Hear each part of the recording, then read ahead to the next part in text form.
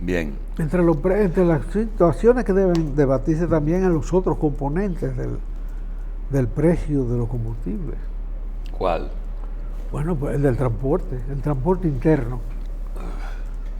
Pero eso fue una solución salomónica que le buscaron de que un galón de gasolina que se lleve en un camión a Montecristi vale 5 pesos y si se reparte en el mismo Jaina vale 5 pesos.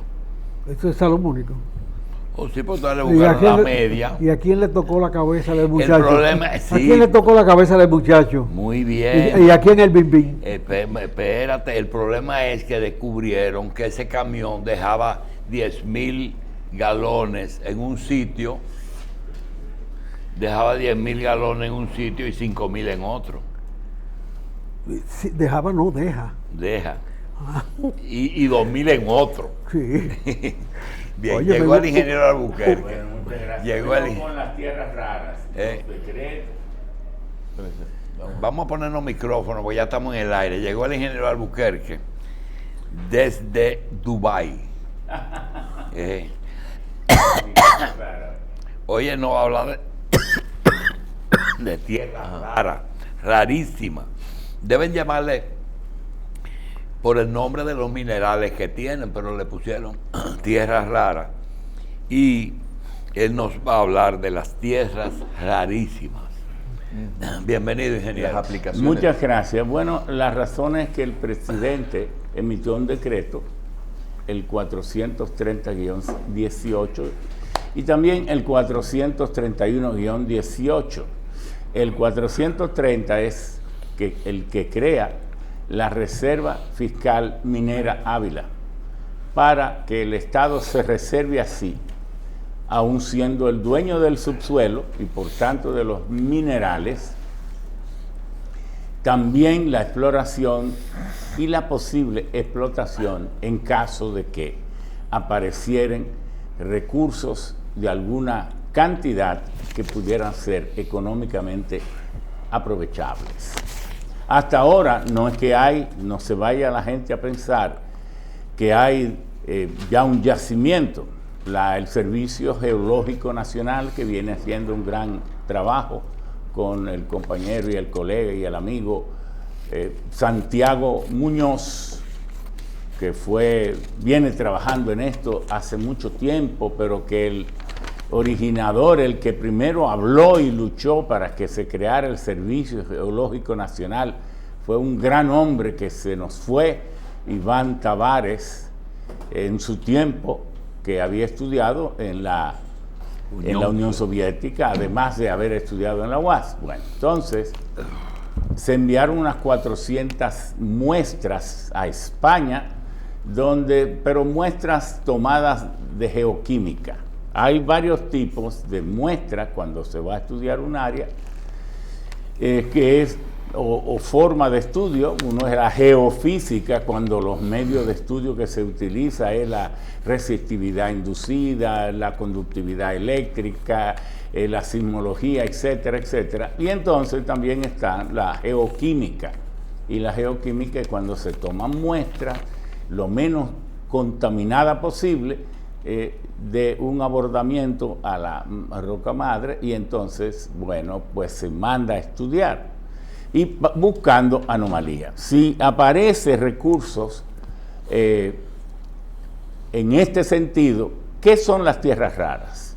Las tierras raras se les llama así porque ya se sabe que desde el origen de los tiempos el hombre, con su inteligencia, sus incipientes métodos científicos, pues empezó a estudiar la tierra, la costra de la tierra, y entonces tenía respuestas más o menos elementales o menos elementales para algunos elementos químicos. Para otros lo desconocía todo, y a esos que él no le encontraba utilidad y no se explicaba, entonces se les llamaron actínidos, porque tienen propiedades parecidas al actinio, y también lantánido, porque tienen propiedades parecidas al lantano. Y bueno, Dmitri Mendeleev, que empezó a organizar la tabla de los elementos, periódica de los elementos químicos en 1880 y tanto, y la publicó en 1986-87, ese genial ruso. Bueno, Dmitri Mendeleev organizó estos elementos, y entonces por eso cuando uno ve que la tabla periódica de los elementos químicos, que debe ser rectangular perfectamente, no lo es, porque hay un vacío arriba y que aparecen entonces abajo esos 17 elementos químicos encabezados por el actinio y por el lantano. La tecnología del mundo se había venido desarrollando en base a un conocimiento evolutivo progresivo y había llegado hasta los años 80 que lo máximo que alcanzó fue el desarrollo de la tecnología analógica basada en transistores y todas estas cosas.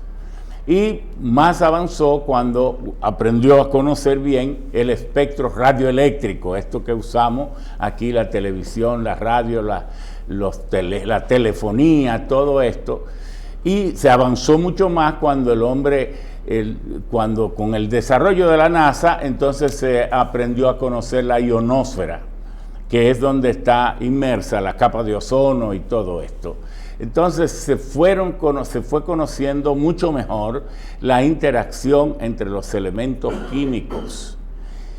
Pero esa época digital llegó a su máxima expresión, y la máxima expresión fue Japón. Japón era el dueño de los transistores, todas esas marcas que ustedes ven como que han declinado. ¿Y por qué Japón? Bueno, porque los metales que reinaron fue el oro, la plata, el paladio, el platino, el wolfranio y todo eso. Pero eso fue hasta que empezó a conocerse y a emplearse masivamente los elementos químicos, que son estos 17 de las tierras raras, que yo tengo aquí, la rosa de la inteligencia artificial.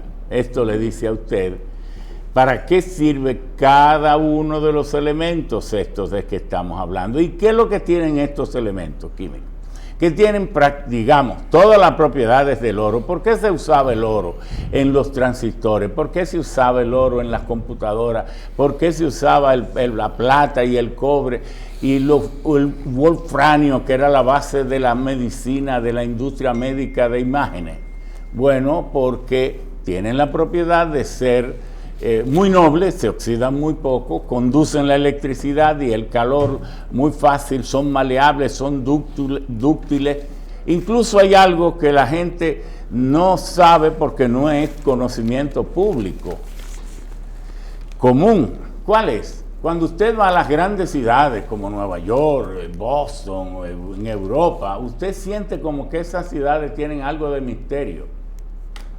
Usted dice, ¿qué es lo que es? Que aquí hay algo como, aparte de la contaminación que ya se ha ido resolviendo en Londres y muchas otras ciudades, el misterio es que el oro, cuando se lamina o se deposita electrostáticamente por electrólisis en capas extremadamente finas, el oro es transparente. Y es selectivamente transparente. Entonces, ¿qué significa esto?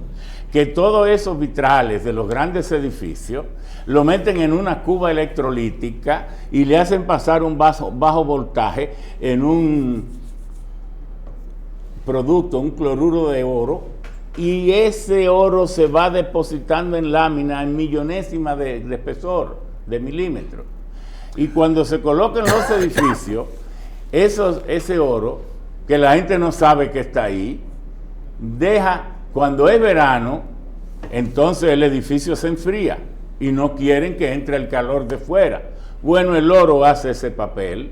El oro deja pasar la luz visible cuando es muy fino, hasta un 90% de luz visible, pero no deja pasar los rayos infrarrojos, ultravioleta y todo esto. Entonces actúa como un filtro, y el edificio por la mañana es medio gris, a mediodía es ligeramente amarillo y en la tarde es verdecino. Y esto, ese misterio que tienen esas grandes ciudades que son además muy ricas. Pues bien, ahora llegan estos metales que han desplazado a aquellos. Si usted quiere saber, por ejemplo, esos metales que ahora con el decreto 430-18 de la provincia de Pedernales. Pedernales es una provincia inmensa, es muy pobre, tiene poca población, pero Pedernales tiene 2.040 o 2.060 kilómetros cuadrados. La provincia más grande de este país es San Juan, que tiene 3.368 kilómetros cuadrados. La segunda más grande es la Altagracia, que tiene 3.080. La tercera es Santiago de los Caballeros, que tiene 2.850.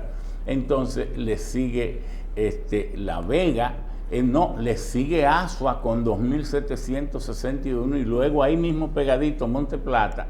Y entonces Pedernales, La Vega, y luego viene Pedernales, una provincia grande, pero allí se produce mucha bauxita, y entonces exportando estas bauxitas hacia China y otros países que los compran básicamente como fundente para la producción de acero. Bueno, entonces encontraban que tenían valores interesantes de las tierras raras.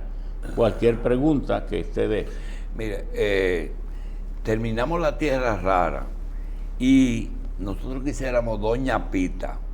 Una es complacer a unos amigos que nos llaman anoche y nos piden que del equipo que regularmente viene a la revista, quizá el ingeniero Cuello y Ramón Albuquerque, que sabe mucho de todo, puedan hablarnos de una información que aparece de que aterrizó una sonda en Marte después de 482 millones de millas y 6 meses.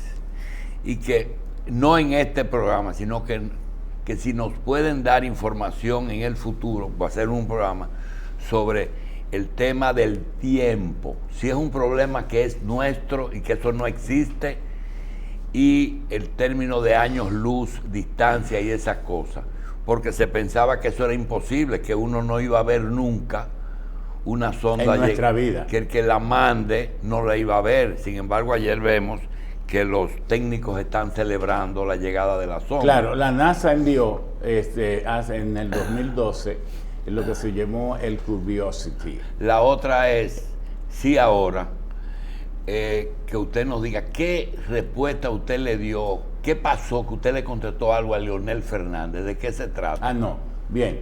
En el 2012, la NASA envió el Curiosity, que fue una nave para explorar la atmósfera de Marte y el contenido de las rocas de Marte y por qué las temperaturas varían tanto en Marte. Y ahora, ayer a las 4 de la tarde, aterrizó el InSight. El InSight no hubo ningún tipo de problema, está funcionando adecuadamente, y se piensa que va a ser un salto tecnológico enorme. La NASA ha depositado unos $1.000 millones para este programa, y el equipo empezará a enviar ya imágenes de contenidos de roca, porque va a moverse por el espacio, de contenido del clima, de la atmósfera y de temperatura. Todavía no se tiene más información de ahí, pero se espera que eso pueda ser un avance más de la NASA, que hace grandes aportes a la humanidad en el conocimiento del espacio. La segunda parte de Leonel y lo de una supuesta propuesta que le hiciera Balaguer de modificación. No, hay cosas que uno no quiere decir, porque el haber servido como mensajero entre grandes líderes le da a uno acceso a una parte de la historia que, de saberse, es molestosa. Y nosotros fuimos voceros de los senadores del PRD, que me fue muy fácil porque del 2000 al 2004 éramos solo dos, pero del 2004 al 1998, de 1994 a 1998, ya éramos 14, 11 del PRD y 3 aliados de Unidad Democrática con Fernando Álvarez Bogar y el Partido de los Trabajadores con María o Eduardo González Espinosa. Bien, el doctor Leonel Fernández dice que en el 2000 Amable Aristi Castro le dijo que se pusiera los pantalones y que dijera si se iba a modificar o no la Constitución de la República. Hay que saber que hasta 1998 estuvo de presidente, presidió el Senado de la República el Partido Reformista. De ahí en adelante viene el PRD y gana 24 senadores con sus aliados y unos 86, 88 diputados. El control, por tanto, pasó a tenerlo el PRD y el Acuerdo de Santo Domingo. Y en el 2000 mucho más, porque no solo entonces tenía el control del Congreso, sino también del Poder Ejecutivo. Entonces, Amable Aristi Castro pudo haber dicho a Leonel que se pusiera los pantalones para modificar la Constitución y que pudiera reelegirse o repostularse hasta 1998. Pero no es porque tuviera los votos, porque nunca los tuvo. ¿Por qué? Porque de 94 al 98 ya dije que el PRD y el Acuerdo de Santo Domingo tenía 14 senadores de 30 senadores que eran entonces, solamente de 30. Por tanto, en el Senado jamás podía tener mayoría y tampoco en la Cámara de Diputados. Si lo dijo, y si Balaguer nunca se lo pudo haber dicho, porque la verdad es que voy a contar una cosa que nunca se ha dicho aquí. Un día me llama el doctor Peña Gómez y me dice, vaya donde el doctor Balaguer, vaya usted solo, que él me va a enviar a decir una cosa. Y yo fui. El doctor Balaguer estaba profundamente indignado por una llamada que se había, los que interceptan llamadas, saben hacerlo, saben cómo hacerlo, y le habían llevado la copia al doctor Balaguer, de alguien que acababa de salir de una reunión con los reformistas y se había encontrado extraño que los reformistas le pidieran tantos ministerios, más de 5, e instituciones descentralizadas, e hizo un comentario a Leonel en la cinta. Esta gente, estos trujillistas, imagínate tú los crímenes de estos trujillistas, están pidiendo 5 ministerios o más y otras posiciones. ¿Y cómo nosotros haríamos eso? Yo oí la cinta, porque el doctor Balaguer me dijo, póngala ahí, y yo la puse. Entonces me dijo, en la cinta decía, ¿cómo vamos nosotros a cederle todas estas posiciones ahora que nosotros representamos la raza inmortal, incluyendo la Mirabal? Porque el vicepresidente... ¿Se refería a Jaime David? El vicepresidente era Jaime David. Pero te cuento ahora cuando vaya. Entonces, dice el doctor Balaguer, dígamele al doctor José Francisco Peña Gómez que yo estoy dispuesto. Estoy hablando, antes de cerrar agosto, el doctor Leonel Fernández había ganado las elecciones en segunda vuelta en junio. Estoy hablando antes de cerrar junio, de entrar agosto. Pasó junio, agosto, digo antes de entrar, antes de terminar julio y antes de entrar agosto, lógicamente. Estoy dispuesto a convocar el Congreso Nacional para que le quitemos 2 años a estos jovencitos que empiezan a demostrar que no valen la pena. Oiga lo que yo estoy diciendo. vaya, llévele esto y dígale esto al doctor José Francisco Peña Gómez. Entonces yo fui y se lo dije. Y Peña, en su círculo íntimo, lo primero que Peña me dijo, sí, pero yo no puedo hacer eso porque pasaría yo a ser como un golpista. Y yo no quiero llegar al poder así. Quiero que mi pueblo me lleve por voto. Por eso no acepté los 2 años. Y se rechazó. Entonces el doctor Balaguer, y Amable lo sabe, nunca tuvo los votos para garantizarle a Leonel Fernández esa reforma de la Constitución. Acuérdese que la de 1994 hasta 1994 se hizo un 14 y 15 de agosto porque resulta de los reclamos de fraude que había hecho el PRD y el doctor Peña Gómez en las elecciones del 16 de mayo de 1994, resulta que se cambió la Constitución, pero que por gestiones de Monseñor Agripino y otras personalidades, el doctor Balaguer y José Francisco Peña Gómez se reunieron en la Biblioteca República Dominicana. Y allí no pudieron llegar a nada y cansado como a la 1 de la noche, el doctor Balaguer le pidió al doctor Peña Gómez, ¿por qué no nos vemos mañana en mi casa? Y el doctor Peña Gómez le dijo, ¿cómo no? ¿A qué hora? A las 11:30. Y entonces, al otro día temprano, el doctor Peña Gómez convocó la comisión política y entonces se escogió que el doctor Hugo Tolentino Dip y yo fuéramos quienes le acompañáramos a esa reunión con Peña Gómez, con Balaguer. Entonces llegamos a las 11:35 y allí los temas que se discutieron fue el acortamiento del periodo a 1 año, que era la posición cerrada del doctor Peña Gómez, y luego por influencia del doctor Hugo Tolentino y nosotros, se llevó a 1 año y medio. Y además porque el doctor Balaguer le dijo al doctor Peña Gómez, no diga que 1 año, doctor, con todo respeto, porque usted ha pedido que se reforme el padrón, que se elija una nueva junta, y sabe muy bien que todo eso no se podrá hacer en 1 año. Entonces se acordó 1 año y medio.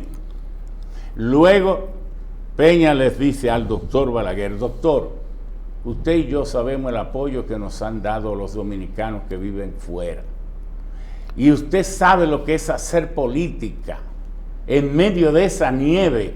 Algunos que yo sé que van tempranito a la casa del secretario general antes de ir a su trabajo, o que van en la noche, o los fines de semana que tienen que usar para lavar su ropa y cocinar su comida. Entonces el doctor Balaguer le dijo, sí, un sacrificio, yo lo viví. Entonces le dijo, vamos a darle a ellos el derecho de que no pierdan su ciudadanía cuando se hagan de la nacionalidad del país donde viven. El otro tema que se aprobó entonces fue el de la no reelección, que lo planteó el doctor Peña Gómez, de que los presidentes no pudieran reelegirse para un periodo sucesivo. Y el último lo planteó el doctor Joaquín Balaguer, que fue el del Consejo Nacional de la Magistratura. Le dice, él se puso de pie con mucho esfuerzo. Le dice, doctor, me gustaría que introdujéramos algo que el doctor Salvador Jorge Blanco luchó mucho y sometió un proyecto de ley, pero no se pudo aprobar aquella vez, para crear el Consejo Nacional de la Magistratura, porque la verdad que la justicia dominicana da vergüenza. Y Peña le dijo, eso es correcto, pues vamos a crearlo, y se introdujeron. Esos fueron los únicos 4 temas que se introdujeron en esa negociación, que terminó a las 12:35. Entonces yo le dije, antes de terminar, al final de la reunión, yo le digo, doctor Peña Gómez, cuando terminemos esta reunión, el presidente Balaguer tendrá que pedirle a su consultor jurídico preparar el proyecto de ley de convocatoria de la Asamblea Nacional Revisora, y para eso necesita tiempo. Entonces, ¿por qué usted no llama a los juristas constitucionalistas nuestros? Él dijo, sí, correcto, llámeme a Kea y llámeme a Milton Ray. Ellos están ahí.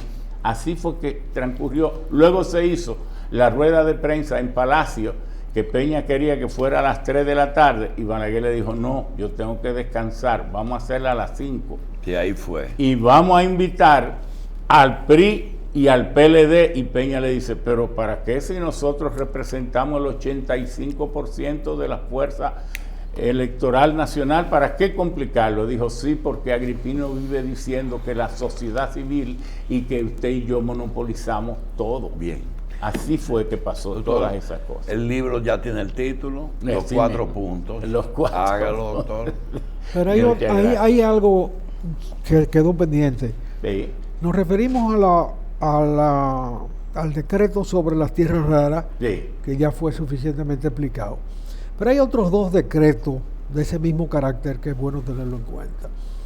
Uno que ya fue invalidado por el Tribunal Constitucional ayer. No conozco el contenido exacto porque dice el decreto tal. Este es el de Larimar y Ámbar. Ah, no, ese es el otro que fue Sí, el reciente. 431 que se emitieron juntos. Exacto. Sí, y que se quiere inaugurar la informalidad atroz del Estado. ¿Cómo puede ser? Dice que sea a través de un tweet que Rodríguez de Marchena, el encargado de la comunicación del Palacio, en un acto solemne del Estado, como es la promulgación de una ley o de un decreto, de que se haga mediante un tweet. Oye, pero ya eso es un ventorrillo suyo. No tienen que respetar el Estado y hay que dejar esa chabacanería. Bien.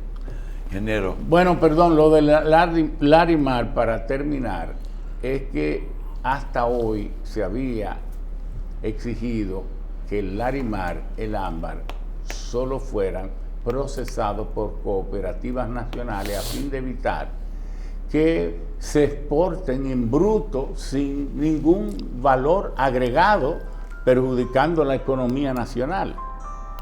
Y por eso tengo que hacer una respuesta. Domingo, te llamo ahora. Pues sí, entonces, ahora esto se quiere liberar y nosotros ahí queremos tener una gran participación, porque sería inconcebible que piedras que son tan exquisitas, no que sean exclusivas del país, pero sobre todo el ámbar, que cuando tiene testimonios biológicos de milenios, no puede ser, o de cientos de años, no puede ser exportado, porque eso ya de por sí es un patrimonio nacional. Y no es que queremos convertir el ámbar y el Larimar en piedras preciosas. No son. Primero, el ámbar no es una piedra. Es una resina. Es una resina petrificada por los años.